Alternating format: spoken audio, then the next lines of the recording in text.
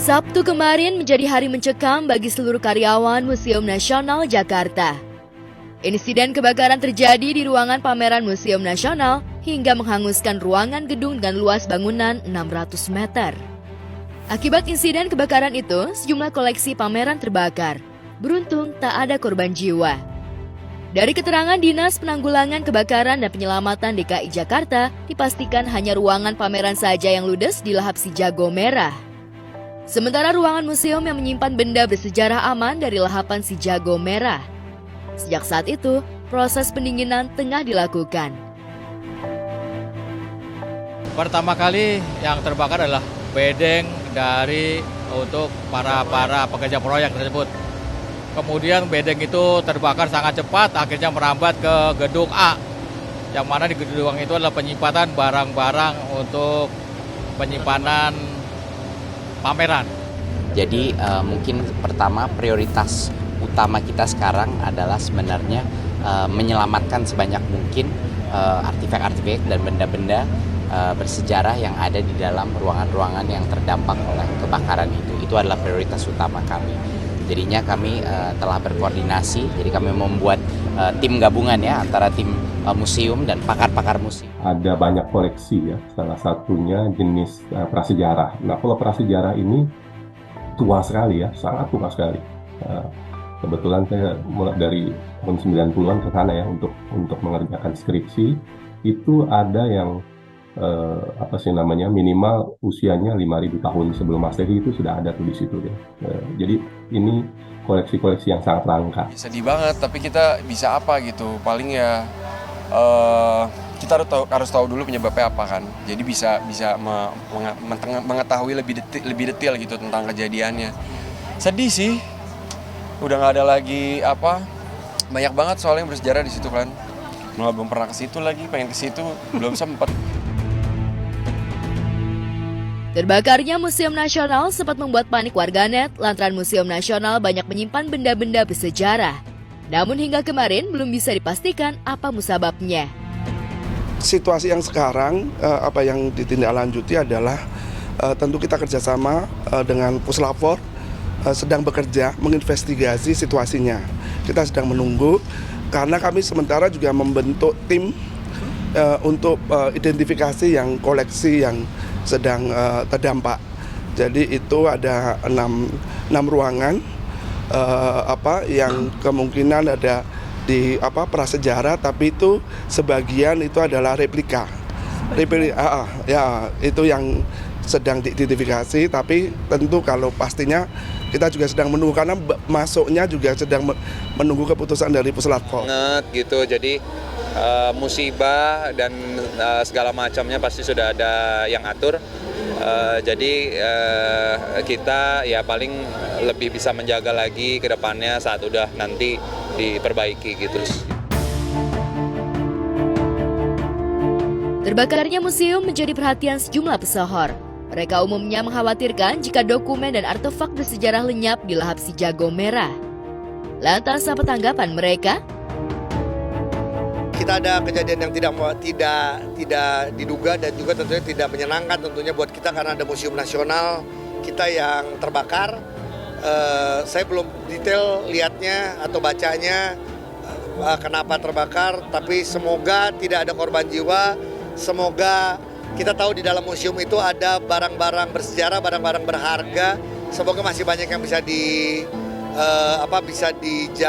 bisa dilindungi, diselamatkan.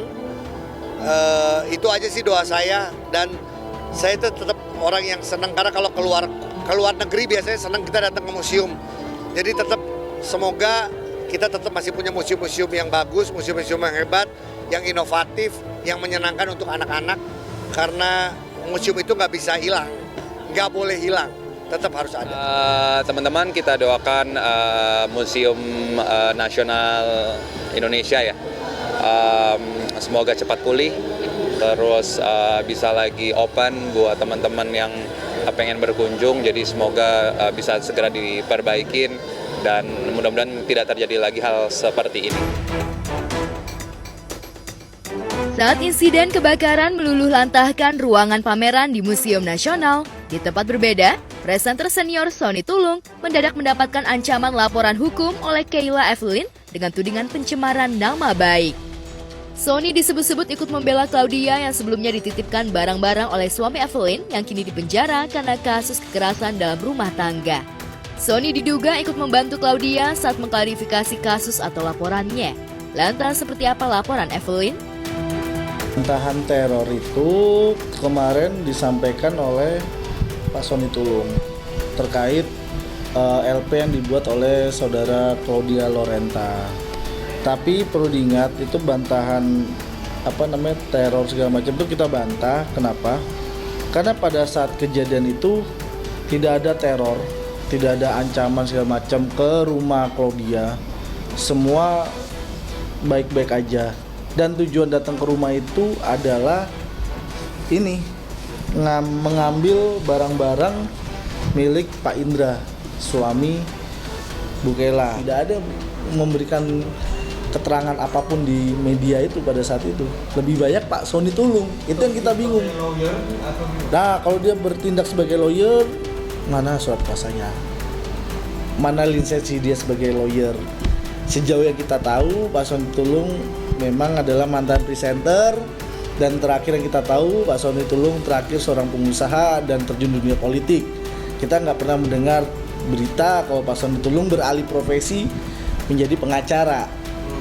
Itu emang tidak ada kapasitasnya. Itu yang kita bingungkan di situ. Kalau itu kita nggak bisa berkomentar karena kita nggak tahu kebenarannya itu dia siapa. Yang kita bingungkan adalah kenapa tiba-tiba muncul Pak Sony Tulung. Ada beberapa media, kita nggak mau sebutin juga, di situ jelas terpampang nyata juga. Mungkin teman-teman netizen mungkin googling pun ada jelas foto muncul Pak Sony Tulung di situ. Dan di berita itu pun banyak dikutip kalimat menurut Pak Sony. Berarti kan di situ baik yang mengeluarkan statement adalah Pak Sony Tulung. Gitu. Bukan si pelapor langsung, bukan si Bu Claudia langsung ataupun PH-nya atau kuasa hukum, tidak ada memberikan keterangan apapun. Sebelumnya, Sony Tulung memang sempat mendatangi Polda Metro Jaya menemani sahabatnya terkait laporan pencemaran nama baik. Kala itu, Sony mengaku menjadi juru bicara. Namun rupanya, langkah Sony dipandang berbeda oleh Evelyn. Lantas benarkah Evelyn serius melaporkan Sony dengan tudingan pencemaran nama baik? Mungkin kalaupun yang berhak mengomentari kasus PKDRT-nya anak-anak atau kasus yang sedang kami hadapin, Pak Ahmad Sahroni mungkin, atau siapa, Yonglex gitu kan, Kanafa atau Kak Fitri kan, Kanikita Mirzani gitu kan. Nah itu mereka itu kan tahu nih dari awal kerusuhan PKDRT saya ini ya, viralnya kasus anak-anak ini. Kalaupun mereka memberikan statement, saya hargain, dan memang mereka memang tahu ya. Beliau itu juga bantu meng-up kasus kami kan. Nah, kasus sengkarut hubungan pertemanan hingga penitipan barang ini memang amat rumit, apalagi setelah satu sama lain merasa paling benar. Lantas apa reaksi Sony saat tahu diancam akan dilaporkan secara hukum? Oh, beberapa nama saya di-mention ya biasalah. Ya, saya di-mention secara jelas. Jadi saya tunggu aja kalau memang ada tuduhan, ya kan, mana masuk asalnya, pencemaran nama baik dan lain sebagainya. Jadi saya sifatnya di sini menunggu. Sekali lagi saya tegaskan, saya membantu Claudia karena satu itu adalah hak saya sebagai warga masyarakat, ya kan, warga Indonesia. Ketika saya melihat ada seseorang yang saya kenal dengan baik dimaki-maki, dicemarkan namanya, saya tergerak untuk membackup itu. kapan saya lebih fokus untuk mengurus anak-anak, menata kehidupan saya dan anak-anak. Udah baru aja nih, belum selesai satu nih gitu, udah ada perkara lain lagi. Tapi ya lillahi ta'ala aja ya, semua saya jalanin gitu.